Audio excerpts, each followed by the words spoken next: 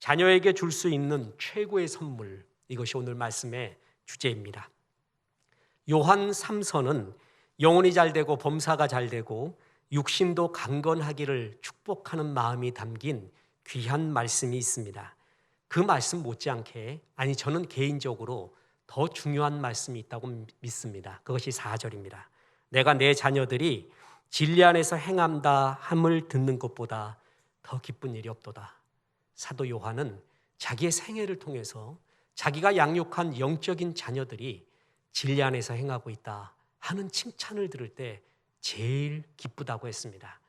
이 말씀은 우리의 자녀를 하나님께 드립니다 하는 우리 부모님들의 마음과 동일합니다.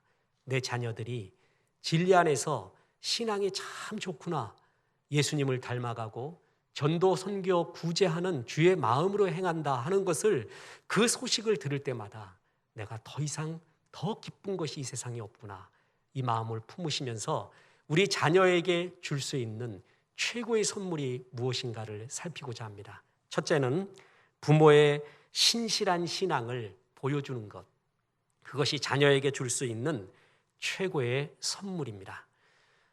설교 시간에 백문일답이라는 그러한 이야기를 많이 했습니다. 우리는 인생은 질문하는 인생입니다.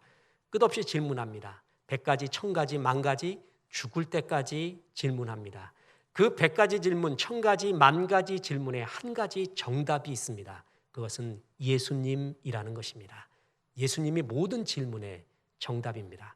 그리고 모든 문제를 해결할 수 있는 첫 번째 길이 있습니다. 그것은 내가 먼저 은혜 받는 것입니다. 내가 충만해야 됩니다.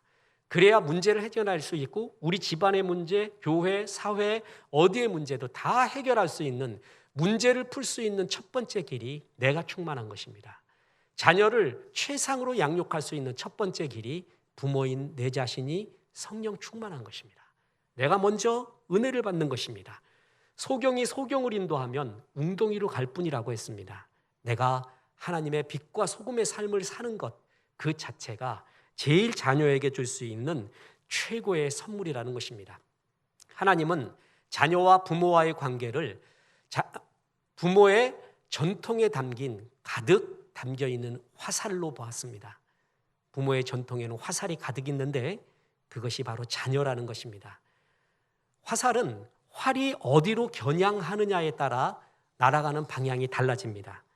부모는 자녀의 신앙을 결정할 수는 없습니다. 다시 말해서 부모의 신앙이 자녀의 신앙을 결정하지는 않습니다. 그러나 결정적인 영향을 미칠 수는 있습니다. 이 방향으로 가거라, 저 방향으로 가거라, 좋은 가이드를 해주면서 그 화살이 올바른 방향으로 나갈 수 있는데 결정적인 영향을 미칠 수가 있습니다. 그리스도인 자녀 교육에 2대 원칙이 있는데, 그것은 첫째, 기도대로, 또 하나 보여주는 대로입니다.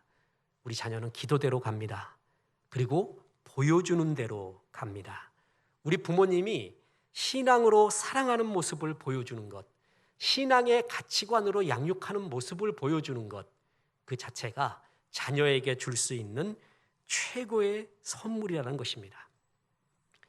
사춘기 때 우리의 자녀들은요, 많은 반항도 하고 부정적인 말도 하면서 또 좋은 방향으로 사춘기를 볼 수도 있습니다. 근데 사춘기 때 부모에 대한 자녀의 불만 중에 최대의 불만이 부모의 위선적인 모습이라고 합니다. 오늘 본문 말씀처럼 요한 3서 1장 4절에 내가 내 자녀들이 진리 안에서 행한다 함을 듣는 것보다 더 기쁜 일이 없도다. 말은 그렇게 해요. 신앙 안에서 자라라 그래요. 근데 자녀가 가만 살펴보니까 부모님은 그 말하고 있는 게 아니에요. 내가 내 자녀들이 돈을 많이 번다는 것을, 유명해지는 것을 듣는 것보다 더 기쁜 일은 없도다. 사실은 그러고 있어요. 그걸 아이들이 느끼고 있어요. 말과 행동과 가슴 속에 있는 것을, 아이들도 바보가 아닙니다. 그런 위선적인 모습을 볼 때 제일 상처도 받고, 그런 부모님이 나에게 어떻게 신앙을 말할 수 있는가, 이런 아픈 현실이 있을 수 있습니다. 부모는 아직 성화를 완성하지 못한 그리스도인이기에 실수도 허물도, 또한 세속적 가치관도 사실 많이 있습니다. 그런 거를 자녀들이 지적을 할 때요, 또 그걸 발견했을 때 권위로 확 눌러버리는 그게 이제 꼰대라고 하죠. 그러지 말고 인정을 해야 됩니다. 방어하려고 하지 말고 인정하고 용서를 구하는 것이 더 좋습니다. 교육학자들의 말 가운데 제일 기억에 남는 말이 있습니다. 자녀들은 부모가 사랑합니다, 사랑합니다라는 말보다 더 좋아하는 말이 있대요. 사랑한다라는 말은 너무 이제 형식적이고 그리고 식상하다는 거죠. 근데 진짜 가슴에서 우러나오는 얘야, 진짜 그건 내가 미안하구나. 내가 잘못했다. 내가 이런 생각 속에서 하나님의 마음과 생각이 아닌 내 생각 속에서 이렇게 했고 이런 말에 실수를 했고 이런 가치관을 너한테 심어줬구나. 그런 진심 어린 자녀에게도 미안하다는 말을 자녀가 제일 감동받는다고 합니다. 부모가 갖고 있는 신실함, 진실함, 하나님 앞에서의 참된 모습 그 자체가 자녀에게 줄 수 있는 최고의 선물입니다. 예수님은 침례 요한을 가리켜 여자가 난 사람 중에 가장 큰 자라고 말하는 극찬을 했습니다. 그런데 그 침례 요한의 그 진실의 삶 배경에는 부모님의 신실한 신앙적 배경이 있었다라는 것이죠. 보세요. 누가복음 1장 5절 6절에 보면 유대왕 헤롯 때에 아비야 반열에 제사장 한 사람이 있었으니 이름은 사가랴요 그의 아내는 아론의 자손이니 이름은 엘리사벳이라. 이 두 사람이 하나님 앞에 의인이니 주의 모든 계명과 규례대로 흠이 없이 행하더라. 침례 요한의 아버지 사가랴 그리고 어머니 엘리사벳, 이들은 헤롯 왕 시대에 살았는데 헤롯 왕은 자기 권력을 유지하기 위해 부인과 자식까지 죽이는 사람이었습니다. 또한 로마의 압제는 계속 심해지고 그 로마의 압제의 중간에 세리가 있어서 이스라엘 백성의 피를 다 빨면서 이렇게 암담함이 가중되고 있는 현실, 그보다 더 암담한 것은 말라기 선지자 이후로 400년 동안 참 선지자가 나타나서 하나님의 말씀을 전해준 적이 없다라는 것이죠. 정치, 경제, 영적으로 먹구름이 드리운 이 시대에 어두움을 핑계대면서 요한의 부모님들은 어둡게 살지 않았습니다. 세상의 불의와 부정이 판을 친다고 거기에 편승해서 세속적 가치관에 따라 요한의 부모님은 그렇게 살지 않았습니다. 그는 경건했습니다. 원칙이 있었습니다. 하나님 말씀이 있었습니다. 그 사람들 밑에 침례 요한이 나오게 된 것입니다. 다시 말합니다. 부모의 신앙이 자녀의 신앙을 결정하지는 않습니다. 그런데 부모의 신앙은 자녀의 신앙에 결정적인 영향을 미칩니다. 내가 참된 모습일 때 자녀가 참된 모습으로 가게 될 것입니다. 저는 그런 면에서 참 부러운 사람이 있습니다. 그것은 아브라함 링컨입니다. 아직도 미국에서는 백악관의 주인은 링컨이다라는 말이 있을 정도로 링컨은 사람을 매료시키는, 감동을 주는 세 가지 요건을 다 갖고 있어요. 리더로서 말이에요. 리더로서 성과가 있었어요. 어떤 일을 이룰 때 성과가 있었어요. 남북전쟁을 통해서, 노예 해방을 통해서. 또 하나 성과뿐만이 아니라 그는 인격이 있었습니다. 근데 인격뿐만이 아니라 그는 어려움을 극복한 인간 승리의 감동이 그에게 있었어요. 이 세 가지가 다 어우러진 게 아브라함 링컨이었습니다. 잘 알다시피 어렵게 살았잖아요. 그리고 어머님이 병으로 일찍 돌아가십니다.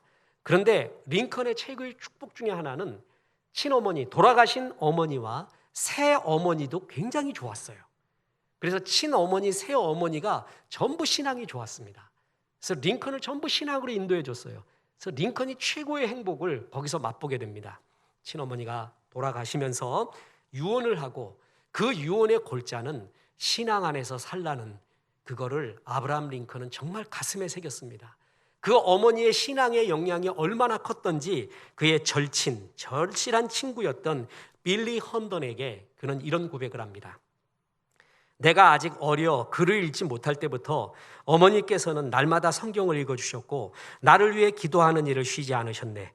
통나무집에서 읽어주시던 성경 말씀과 기도 소리가 지금도 내 마음을 울리고 있네. 나의 오늘, 나의 희망, 나의 모든 것은 천사와 같은 나의 어머니에게서 물려받은 것이라네. 그는 진짜 그랬어요. 엄마의 신앙이 진짜였어요. 사람은 진짜의 감동을 받습니다. 그 진짜가 성경에서는 아멘이라는 말의 뜻이에요. 아멘 아멘 레고소이, 진실로 진실로 내게 이르노니. 사람은 아멘일 때 감동받아요. 우리 어머니 진짜 네가 진리 안에서 행한다 함을 듣는 것보다 더 기쁜 일이 없구나. 진짜 그렇게 여기고 있구나. 그때 그것을 자녀들은 압니다. 우리 부모들이 그런 신앙을 먼저 보여주는 것, 그게 자녀에게 줄 수 있는 최고의 선물입니다. 그래서 성경에 보면 이 아름다운 신앙이 전수되고 있는 모습을 샘플들이 있습니다. 아므람과 요게벳의 아들 모세에게 이어졌고요, 한나는 그의 아들 사무엘에게 이 신앙이 이어졌고, 디모데에게는 어머니 유니게와 외할머니 로이스, 이 신앙이 이어집니다. 뿐만 아니라 조금 전에 읽었던 사가랴와 엘리사벳의 부모의 신앙이 침례 요한에게 이어져 갑니다. 부모의 참 신앙, 그것이 바로 자녀에게 줄 수 있는 최고의 선물입니다. 자녀에게 줄 수 있는 최고의 선물 두 번째가 있습니다. 그것은 신앙으로 양육하라는 것입니다. 신앙의 핵심만큼은 놓치지 말라는 거예요. 다른 건 다 허용해도 돼요. 그리고 받아들여도 돼요. 근데 신앙의 핵심만큼은 절대 놓아서는 안 됩니다. 신앙으로 양육하는 것, 그게 자녀에게 줄 수 있는 최고의 선물입니다. 저는 역사적으로 두 인물을 이야기해 주면서요, 핵심을 놓쳤던 사람과 핵심을 가졌던 사람의 이야기를 들려드릴까 합니다. 첫 번째 핵심을 놓쳤던 사람은 발자크의 소설 고리오 영감에서 나오는 고리오 영감입니다. 좋은 소설입니다. 이 고리오 영감은 딸 둘을 그렇게 좋아했어요. 그래서 딸한테 모든 것을 내어주는 것이 기쁨이었습니다. 그런데 그것이 너무 과했습니다. 고려 영감은 상류층은 아니었지만 성실하게 일하고 시대를 잘 타서 사업에 나름 성공을 합니다. 근데 그 두 딸에게 허영심을 많이 부추겨주고 그 두 딸의 허영심과 사교계의 파티를 위해서 모든 돈을 다 쏟습니다. 이 두 딸이 귀족과 결혼시키는데, 상류사회로 진출하는데 모든 목숨을 걸었고 거기에 돈을 다 쓰게 됩니다. 그리고 정작 자신은 하숙집에 들어가 살게 됩니다. 모든 것을 앗아간 딸들이 더 이상 우리 아버지한테 나올 곳이 없다라는 걸 알고 절교를 선언합니다. 아버지 같이 누추한 사람이 우리 집에 오면 안 돼요. 오지 마세요. 그리고 끊어버려요. 아버지가 거기에 충격을 받습니다. 병세가 악화되어서 하숙집에서 죽어가게 됩니다. 마지막 남은 돈마저 딸의 드레스 비용으로 쓰고는 처참하게 거기서 죽습니다. 고려 영감은 마지막에 딸들이 올 줄 알았어요. 와주길 바랬어요. 두 딸년들이 오지를 않았습니다. 그리고 거기서 비참하게 죽은 고려 영감의 이야기가 있고, 그와 반대의 이야기가 또 하나 있습니다. 그것은 조선 3대 왕 태종입니다. 태종 이방원. 이방원은 조선시대의 왕 중에 최고의 킬러입니다. 다 죽였습니다. 그냥 싹 다 정리를 해갖고 세종의 길을 열어준 사람이죠. 그는 왕이요, 자기 아들에게, 세자에게 왕위를 물려줄 때는 거의 99% 죽을 때 물려줍니다. 죽을 때 받는 거예요. 근데 팔팔하게 살아있고 아직 힘이 있을 때 양위를 한 예는 거의 없습니다. 그런데 태종이 52세에 겨우 22살이었던 세종에게 왕위를 양위합니다. 옛날 선조는 왕을 양위하겠다는 쇼를 많이 했습니다. 그래가지고 왕위합니다 그러면 신하들이 뭐라 그러죠? 그러십시오 그러면 그놈은 죽는 거야. 그 다음날 뭐라 그래야 정답이에요? 사극에서 많이 나오잖아요. 아니되옵니다. 아니되옵니다. 거두어 주옵소서. 세자는 그냥 석고대죄같이 하면서 아버님 철회해 주옵소서. 이거를 선조는 열 몇 번 했어. 근데 태종은 쇼가 아니었습니다. 진짜였습니다. 신하들이 아니되옵니다. 세종이 가서 철회해 주십시오 그런데도 진짜 양위를 해버립니다. 22살에. 그러나 한 가지 조건이 있습니다. 핵심은 놓지 않습니다. 무슨 조건이었냐 하면 세종이 30살까지 병권은 내가 쥐고 있겠다. 22살의 어린 왕이 병권을 쥐고 있으면 나라가 어떻게 될지 모른다. 그래서 네가 30살 되기 때까지는 내가 병권을 쥐고 있으마. 그거가 한 가지의 조건이었습니다. 그러던 중에 이 태종이 왕이 될 때 크게 기여했던 병조 참판 강상인이라고 있었습니다. 그 강상인이가 나라의 군사에 관한 일을 상왕 태종을 제껴놓고 세종한테 보고를 해버립니다. 가만 보니까 이제 상왕은 이제 힘이 없어지고 세종이 세력이다. 그래서 이제 그쪽으로 어찌 보면 아합을 한 거죠. 세종이 깜짝 놀랍니다. 그래서 아버지한테 고합니다. 태종이 아주 대노를 하고 그 강상인을 감옥에 쳐넣습니다. 그리고 난 다음에 그와 연루된 사람이 누군가고 봤더니 세종의 장인이었던 시몬의 동생까지 들어가요. 이 일을 계기로 세종의 장인 시몬이 제거가 됩니다. 이런 사건, 그리고 일부러 그렇게 한 거죠. 시몬이 참 좋은 사람이었는데 그에게 세력이 되게 집중돼요. 명나라로 사절단을 갈 때 사람들이, 신하들이 막 난리를 부립니다. 이제 여기 실권이 여기 있다고 믿어서 저거는 왕권에 굉장히 도움이 안 된다. 왕의 외척들이 저런 세력을 가져서는 왕이 역할을 못한다. 그래서 태종이 보고 있다가 이런 일을 계기로 시몬을 제거를 합니다. 그러면서요, 세종의 길을 다 열어줘요. 세종의 길을 열어줄 수 있었던 근거 중에 하나가 그가 핵심인 병권을 놓지 않아서 그래요. 중종 때 조광조라고 있습니다. 조광조라는 개혁가가 막 하다가 어느 날 제거가 돼요. 근데 조광조가 그때 개혁 전체를 벼를 때 정말 결정적인 거 하나를 잡지를 못했어요. 그거를 해야 되는데 그게 병권이었습니다. 그래서 훈구파에게 밀리게 되는 거죠. 태종은 병권만은 놓지 않았습니다. 그리고 세종 초기에 대마도 정벌을 하게 됩니다. 쓰시마. 누가 기획하고 누가 추진했느냐? 태종이 합니다. 그래서 마침내 이종무 보내갖고 이겼잖아요. 그 공을 세종한테 돌려줍니다. 아, 성왕 되십시오. 당신이 있어서 나라가 이렇게 부강해지는군요. 그리고 그것을 다 마쳤을 때 병권을 넘겨주고 그는 멋지게 살다가 가버립니다. 자, 고리어 영감은 핵심마저 다 내줍니다. 딸의 허영을 부추기는, 딸이 그렇게 나가서는 안 돼요. 그러면 아니라고 말해야 되는데 그것마저도 다 안 하고 모든 돈을 딸의 허영을 채워주는데 다 써버려요. 태종은 핵심을 잡고 있습니다. 이것만은 아니야. 많은 사회학자들이 바로 이런 경우를 두고 나이가 들어도 부모는 핵심을 잡고 있어야 된다고 말합니다. 그러면서 인문학자들은 뭘 얘기하는 줄 아세요? 돈이라고 합니다. 자식놈들한테 돈은 끝까지 주지 마라. 돈은 잡고 있어야 된다. 이놈들이 돈 내주면 이제 나 무시한다. 이렇게나 얘기해요. 성경은 그렇게 말하지 않습니다.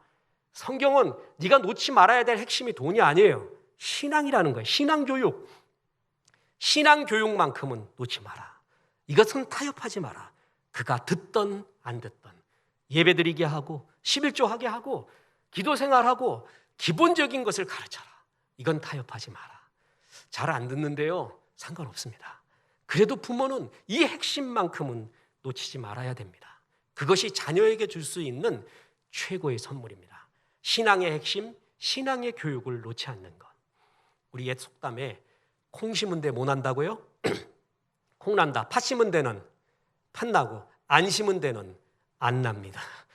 콩 심은 데 콩 나고 팥 심은 데 팥 나고 안 심으면 안 나요. 신앙을 안 심으면 신앙이 날 수가 없습니다. 그래서 하나님께서는 오늘 우리가 암송했던 구절 참 묘하게 매치가 됐습니다. 잠언 22장 6절이 오고 가는 모든 성도에게 자녀 교육의 헌장이에요. 잠언 22장 6절. 마땅히 행할 길을 아이에게 가르치라.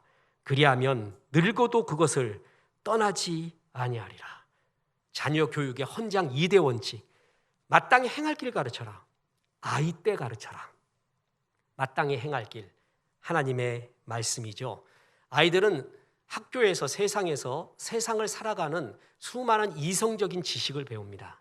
그런데 하나님의 천지창조, 하나님의 영광, 하나님의 사랑, 십자가, 예수님, 그리고 최후의 심판, 부활, 하나님의 영광 같은 지식을 넘어서는 초월적 지식은 학교에서 배우지 않습니다.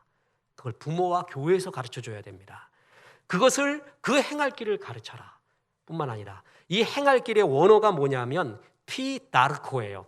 다르코가 대렉이 길이라는 뜻이거든요. 그런데 그 대렉의 오 3인칭 전미사가 붙어 있어요. 이것을 원어 그대로 사역을 하면 마땅히 행할 길을 가르치라가 아니라 마땅히 행할 그의 길을 가르치라예요. 부모는 자기의 길이 있습니다.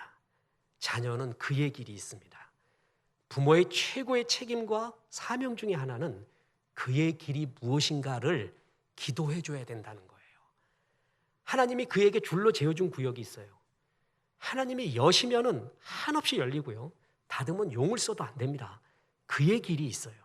그리고 그 길을 원본으로 살아갈 때 남의 길을 복사본으로 살아가고 남의 욕망을 내 욕망처럼 살아가는 그런 어리석은 인생이 아니라 내게 주신 사명의 길이 제일 행복하고 제일 멋진 길이에요. 그의 줄로 재어준 구역이 있구나. 부모는 그걸 기도하라는 겁니다.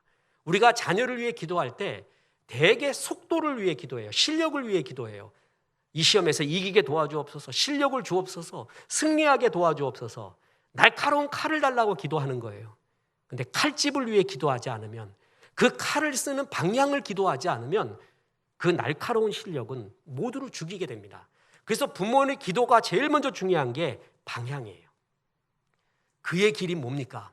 그거는 무조건 기도해야 돼요. 그의 길이 뭡니까? 그 다음에 그 길을 가기 위한 실력을 주옵소서가 그 다음의 문제입니다. 그의 길을 모르고 난 다음에 방향 없이, 향방 없이 실력만 달라고 얘기하면 모두를 죽이는 엄청난 악의 힘을 갖게 되는 것이에요. 마땅히 그의 길을 위해 가르쳐라. 그의 길을 살펴라. 그의 길을 위해 기도하라. 모두는 그런 사명을 갖고 태어났습니다. 그래서 기도의 방향이 여기에 있다라는 것입니다. 뿐만 아닙니다. 그가 행할 길뿐만이 아니라 아이 때 가르치라고 했습니다. 그러면 늙어도 그것을 떠나지 아니하리라. 이 늙어도를 우리는 호호백발로 생각하는데 그렇지 않습니다. 이때 늙어도는요, 아이의 턱에서 수염이 나기 시작하는 때를 의미합니다. 어느 때죠? 청소년 때예요. 가장 반항심이 많을 그때, 그때에 아이가 바른 성정을 가질 수 있는, 흔들리지 않을 때, 그건 뭐냐면 아이 때 신앙을 배웠을 때 가능하다는 얘기입니다. 그래서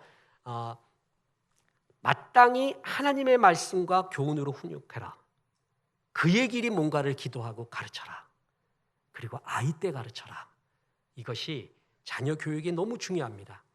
구세군의 창설자인 윌리엄 부스가 이런 말을 했습니다. 손을 써야 합니다. 부모 여러분, 빨리 손을 쓰십시오. 마귀가 우리의 자녀들에게 죄를 가르치기 전에 먼저 우리가 그들에게 하나님의 의를 가르쳐야 됩니다. 아름다운 흰눈이 내린 벌판에 사랑하는 아내와 자식들의 발자국이 먼저 밟혀야 되는데 늑대의 발자국이, 개발자국이 먼저 있으면 큰일입니다. 그거 지우는데 오래 걸립니다. 선점의 원리 아세요? 싸움에서 선빵의 원리라고 아십니까? 선점하는 거 되게 중요합니다. 그래야 이깁니다. 선점하는 거 지워서 다시 세우는 거 너무 어려워요. 마귀가 우리 자녀의 마음과 생각에 악한 습관과 마음을 심어주기 전에 너희는 먼저 하나님의 말씀으로 해라. 성경 말씀 그대로예요. 마땅히 행할 길을 아이 때 가르쳐라. 그래서 이 어린 시절의 모습이 얼마나 타이밍이 중요한지 모릅니다. 예레미야 선지자는 애굽 왕 바로가 망했던 이유를 이렇게 말합니다. 예레미야 46장 17절에 그들이 그곳에서 부르짖기를 애굽의 바로 왕이 망하였도다. 그가 기회를 놓쳤도다. 돌이킬 기회를 놓쳐버렸어요. 하나님의 타이밍이 있어요. 하나님의 결정적인 시기가 있어요. 그때 딱 치고 올라가야 돼요. 왜 그런 말 하지 않아요? 물 들어올 때 뭐 하라고요? 노 저으라고요. 물이 들어왔어요. 노를 안 저어요. 물이 다 빠졌어요. 그때 저으려고 해요. 그걸 볼 줄 아는 게 지혜거든요. 바로는 기회를 놓쳤다. 그가 신앙이 결정적으로 들어갈 때가 어느 때냐? 아이 때다. 놓치지 말고 그에게 양육해라. 그래서 유대인 교육은 마빈 토케이어 같은 랍비이자 최고의 교육학자죠. 유대인은 그렇게 복잡하지 않대요. 유대인 교육은 두 가지래요. 어릴 적부터 교육하는 거. 교육의 내용은 뭐냐? 핵심 습관을 길러주는 거. 두 가지래요, 두 가지. 어릴 때부터 핵심 습관을 길러주는 게 유대인 교육의 핵심이었습니다. 어릴 때 해줘야 됩니다. 그래서 우리 속담에도 3살 버릇 뭐라고요? 80까지 간다. 교육학자들은 어린 시기에 지능, 태도, 세계관 등 기초가 형성되고 8세 이전에 지능의 80%가 형성된다고 합니다. 옳은 얘기 같습니다. 우리가 많이 쓰는 트라우마라는 말을 해요. 상처. 그건 되게 어릴 때 이야기예요. 어릴 때의 그 상처가 어른까지 계속 가는 경우가 많이 있습니다. 그래서 어른이 돼도 어릴 적 모습이 그대로 있는 경우가 있어요. 반대로 하면은 어릴 적에 아름다운 추억이 있는 사람은 일생을 살아가는 충분한 자산이 됩니다. 입맛도 어릴 때로 돌아가지 않아요? 그렇게 어릴 때가 중요합니다. 어릴 때 기억력도 좋고 잊혀지지 않는 것이 많이 있습니다. 1부 때 이 노래를 해놓고 2부 때는 전국 방송으로 나가서 안 하겠습니다 하다가 주여 기도했더니 해야겠다 하다가 하지 말자 주책이다 그러다 다시 하자 이렇게 생각을 했습니다. 서수남 하청일에 팔도 유람이라는 노래가 있습니다. 버스를 타고 서울을 떠나 강원도 설악산 양양나선사 대관령 고개 넘어 강릉 경포대 삼척 촉중루 울릉도 오징어 태백산 노르다 지쳐서 내려가 충청도로 넘어가요. 제천 충주 청주 단양 보은 팔경에 온양 온천 현수사 이렇게 넘어가요. 숨이 차서 못하겠네. 지금 다 외우고 있어. 내가 어릴 때 5절까지 외웠어요. 소풍 가서 한판 떠야겠다. 뻔한 노래 하지 말자. 뜨려면 새로운 거 해야지. 그래서 서수남 하청일 5절까지 외워서 막 불렀더니 선생님 춤추고 애들 춤추고 나만 부르면 팔도유람 하래요. 그때 외운 거예요. 잊혀지지가 않아요. 지금도 막 잊어보려고 해도 안 잊혀져요. 어릴 때 그 말랑말랑할 때 있잖아요. 유명 인사들이 손바닥 지문을 찍습니다. 발바닥을 찍어요. 말랑말랑할 때예요. 그리고 굳어지면 소용이 없는 거예요. 그 말랑말랑할 때 그때가 어릴 때잖아요. 그때 제일 좋은 거를 심어줘야 됩니다. 교육에서도 그래서 조기학습, 선행교육 있었는데 이것이 문제점이 많죠. 아이들은 20kg밖에 들 수 없는데 조기교육 선행학습은 40, 50까지 들 수 있다는 헛된 망상을 줘서 들려고 한다는 거예요. 애들이 나중에 힘도 빠지고 의욕도 상실되는 부작용이 있어요. 그래서 조기교육, 선행교육이 좋느냐라는 것에는 교육학자들이 지금 거의 6대4 비율로 아이들한테 그냥 자유롭게 놀게 하라 이런 이야기들이 오히려 더 많아질 정도의 모습이거든요. 그런데 신앙만큼은 신앙은 조기교육이 절대적입니다. 그래서 바울 사도는 디모데에게 너는 어릴 때부터 배운 것 확신하는 일에 세상 풍조가 아무리 변해도 거기에 확실히 거해라. 그러면서 이런 말을 합니다. 디모데후서 3장 15절에 또 어려서부터 성경을 알았나니 성경은 능히 너희로 하여금 그리스도 예수 안에 있는 믿음으로 말미암아 구원에 이르는 지혜가 있게 하느니라. 아그야 어릴 때부터 배웠잖아. 네 어머니 유니게, 외할머니 로이스 그에게 배웠던 무릎에서 배웠던 성경 그게 진리다. 세상 풍조가 아무리 변해도 그 진리는 변하지 않는다. 거기에 거하라. 디모데는 참 부러운 사람이에요. 신앙은 크게 두 가지 스타일이 있다 그랬죠. 디모데형과 바울형, 바울 스타일, 디모데 스타일. 디모데는 어릴 때부터 계속 하나님 안에서 양육받은 스타일, 탄탄해요. 그런데 바울 스타일은 극적으로 드라마틱하게 돌아온 스타일, 이게 바울 스타일. 저는 전형적인 바울 스타일. 중학교 2학년 말 때 극적으로 주님 영접해서 체험을 하고 이까지 온 그런 스타일입니다. 제일 부러운 사람이 디모데 스타일이에요. 그 사람은 어릴 때부터의 확신이 그 가운데 있습니다. 어릴 때가 이렇게 중요해요. 성경에 4대 현모라고 있습니다. 누구냐 하면 사무엘의 어머니 한나, 예수님의 어머니 마리아, 그리고 디모데의 어머니 유니게, 모세의 어머니 요게벳. 이래서 이 4명을 성경에서 제일 많이 인용되고 부모님, 어머니 할 때 인용되는 4대 현모라고 합니다. 그 중에 요게벳 보세요. 요게벳의 노래라고 아세요? 아들 모세를 나일강에 띄워보내면서의 그때의 노래. 이게 우리나라 여인들의 정서에 맞나 봐요. 그래서 많이 좋아하고 그때의 그 마음과 신정, 군대 보내는 마음, 유학 보내는 마음, 뭐 보내는 마음 거기에 다 실어서 그 찬송 불렀나 봐요. 저는 그게 반쪽이라고 생각합니다. 하나 더 2절 요게벳의 노래 2가 나와야 된다고 봐요. 보세요. 전에 당신은 사랑받기 위해 태어난 사람, 그거는 반쪽 노래였습니다. 그리고 그 뒤에 노래가 하나 더 나왔죠. 그리고 그 사랑 전하기 위해, 이것까지 있어야 온전한 노래예요. 요게벳의 노래도요 내가 너를 떠나보낸다. 그때의 심정, 주님 맡아주옵소서. 난 그건 반쪽이라고 봅니다. 개인적인 생각이에요. 이가 나와야 돼요. 이는 뭐냐면 기적적으로 요게벳이 모세와 다시 상응을 합니다. 맞나요? 그래서 길러요, 요게벳이. 그죠? 기적적으로. 그리고 전 세계의 역사를 통해 자기 아들 기르면서 돈 받는 사람이 어디 있어요? 요게벳은 자기 아들 기르면서 돈까지 받아요, 애굽에서. 그리고 그를 갖다가 훌륭한 믿음의 사람으로 키워주잖아요. 그때 역사했던 하나님의 기적, 그게 요게벳의 노래 2에서 나와야 돼요. 그래야 이것이 온전해집니다. 요게벳은 그렇습니다. 모세가 어머니 요게벳으로부터 젖떨어지기 전까지 그렇게 교육을 받습니다. 그때 어머니의 가정교육, 무릎교육, 기도교육이요, 모세가 40년 동안 애굽의 궁정에서 받았던 궁정교육을 능가합니다. 애굽에서 받았던 우상교육과 애굽에서 40년 동안 받았던 인본주의 교육을 다 이기는 게 요게벳이 젖될 때까지 모세를 길렀던 어머니의 그 품에서의 기도와 무릎기도, 이것이 모세의 모든 교육을 다 이기게 됩니다. 조선 왕조를 600년 동안이나 지속시켰던 큰 원인 중에 하나가 과거 시험입니다. 또 하나가 왕들의 교육이에요. 왕들 정말 공부를 많이 시켰어요. 미치도록 시켰어요. 오죽했으면 사도세자 같은 경우는 정신이 나가버리겠습니까? 그 정도로 왕의 교육을 철저히 시켰고, 과거 시험이 조선을 이끈 굉장히 귀한 기둥이었습니다. 왕궁 교육이요, 무시할 수 없습니다. 애굽 그때 당시 최강이었습니다. 그 왕궁에서 40년 동안 교육을 받았다고요? 그럼 완전히 애굽 사람 되고요, 애굽의 왕의 하트를 품게 돼요. 근데 그 40년의 애굽의 왕궁 교육, 우상 교육, 휴머니스트, 인문 교육을 전부 이기고 모세는 히브리적 하트를 갖고 있었습니다. 야훼 신앙을 갖고 있었어요. 그 이유가 뭐예요?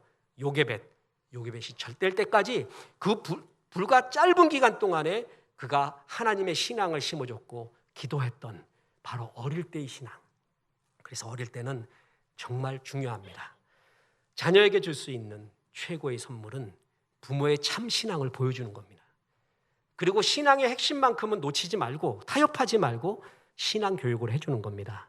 그리고 마지막으로 신앙과 사랑의 추억을 새겨주는 것입니다. 타임지에 빌리 그레함 목사와 그 첫째 아들 프랭클린 그레함 목사에 대한 기사가 실린 적이 있습니다. 그 기사의 제목이 뭔지 아십니까? The Prodigal Son, 돌아온 탕자, 방탕한 자식 이야기예요. 빌리 그레함 목사님, 그리고 그 사모님이 얼마나 기도하고 신실한 주의 종이었습니까? 그런데 큰아들 프랭클린은 망난이었습니다. 12살부터 22살까지 안 해본 짓이 없습니다. 독한 위스키를 마시고 총 쏘는 거 좋아하고 오토바이 폭주에다가, 요건 좋은 것 같은데 그래도 오토바이는 별걸 다 했습니다. 떠돌아다니기 좋아했고요. 아버지가 눈물로 권면하고 기도하고 그랬습니다. 안 듣습니다. 또 집을 나와서 여행을 했습니다. 비행기 타고 이곳저곳 여행하다가 예루살렘의 한 호텔에 들어가게 되었습니다. 그 호텔에서 기적이 일어납니다. 내가 이렇게 살 수는 없지. 아버지 말 거절하고 뛰쳐나왔지만 이렇게 살아서는 안 돼 라는 생각이 자꾸 났습니다. 그래서 눅눅한 마음으로 호텔에 보니까 기드온 성경이 놓여 있었습니다. 기드온 협회에서는 그런 데다가 많이 이렇게 성경을 놓지 않습니까? 그래서 하나님이 무슨 말씀을 하는가 기드온을 성경을 펴봤더니 로마서 8장 1절에 나왔습니다. 거기에 그러므로 이제 그리스도 예수 안에 있는 자에게는 결코 정죄함이 없나니, 이 말씀이 들어오면서 나 같은 방탕한 사람도 하나님이 용서하는구나. 주님, 이 말씀이 진짜입니까? 그는 거기서 회개하고 주님을 받아들이고 주 앞으로 돌아오게 됩니다.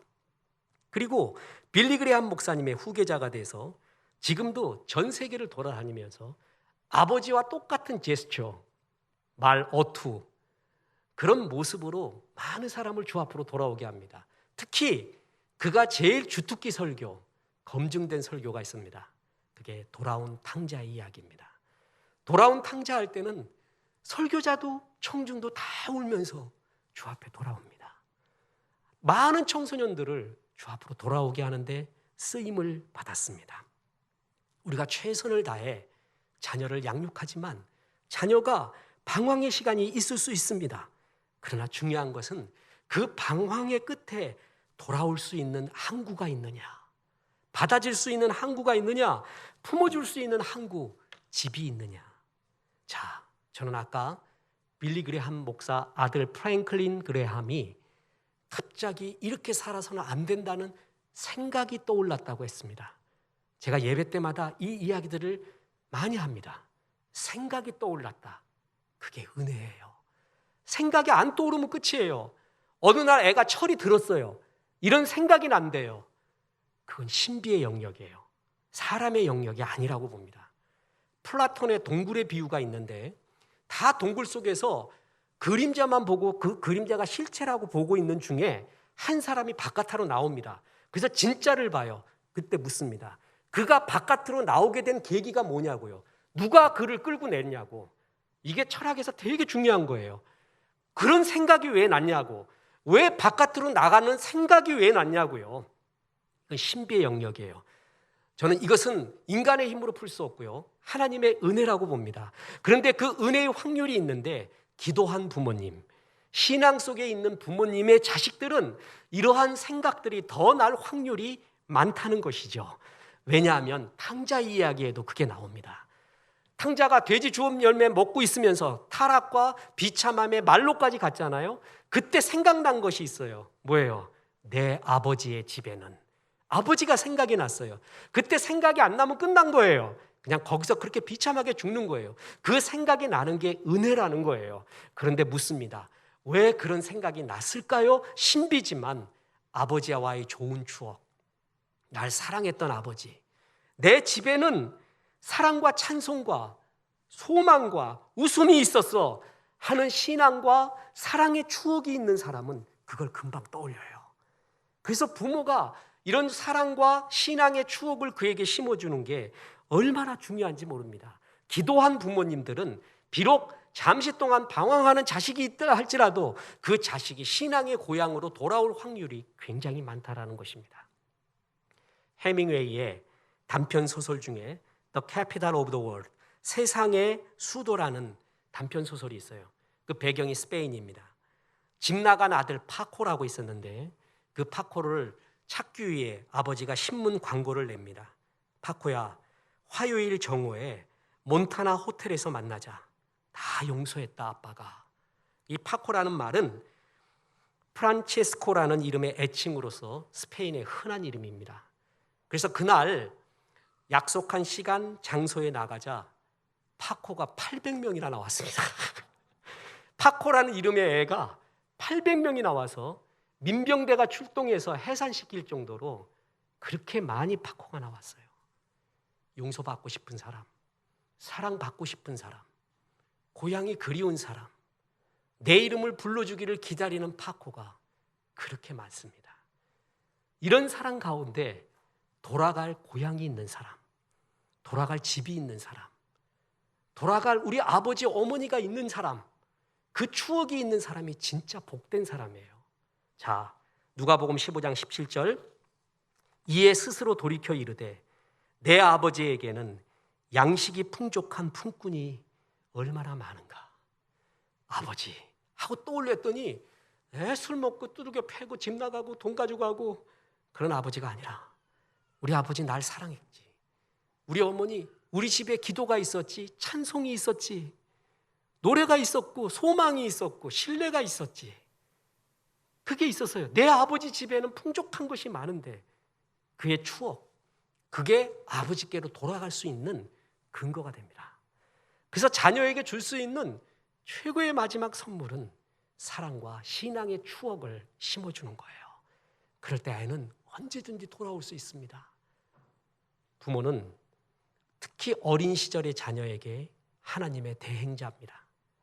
참 신앙을 보여주는 것, 신앙의 교육만큼은 타협하지 않는 것, 신앙과 사랑의 추억을 심어주는 것, 우리의 부모가 이 땅에 태어나서 해야 될 사명 중에 최고의 사명이 여기 있습니다. 그래서 우리 자녀들이 네가 진리 안에서 행한다, 그 소식이 들리는구나. 예수 잘 믿는다며 어디 가도 네 얘기 나오더라.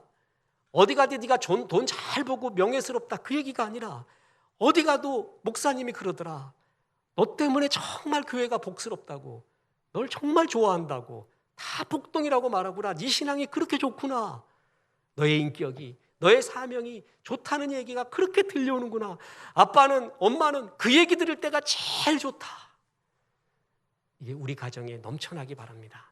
그래서 한 번밖에 없는 인생, 아름다운 신앙의 가족으로 영광 돌리기를 주 예수의 이름으로 축원합니다. 우리 이 말씀 아멘 하면서 찬송 부릅니다. 나의 사랑하는 채.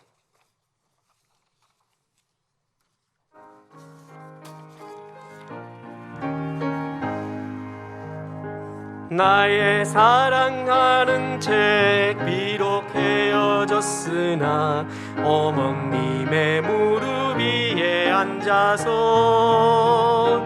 재미있게 듣던 말, 그때 일을 지금도 내가 잊지 않고 기억합니다. 귀하고 귀하다 우리 어머니가 들려주시던 재미있게 듣던 말, 이 책 중에 있으니 이 성경심이 사랑합니다.